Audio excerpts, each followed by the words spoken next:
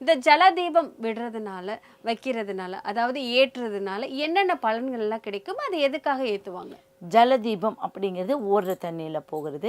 நம்மளோட பிரச்சனைகள் நீரோட கரையணும். எப்போவுமே நீரோட கரையணும் அப்படிங்கிறது தான் சொல்லுவாங்க.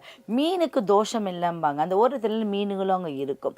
இந்த தீபம் ஏற்றுறதுனால முதல் அவதாரம் மச்ச அவதாரம். அப்போ அந்த முதல் அவதாரம் மாதிரி நம்மளும் சில விஷயங்கள் முதன்மை இடம் வகிப்போம்.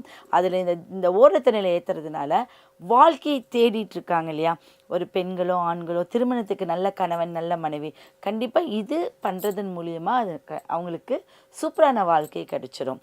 ஐஸ்வர்யங்களும் கிடைக்கும். அடுத்தது, அவங்க வீட்டில் யாராவது அதிக நாள் கல்யாணம் ஆகாதவங்க பண்ணாங்கன்னா சீக்கிரம் கல்யாணம் ஆகிடும்.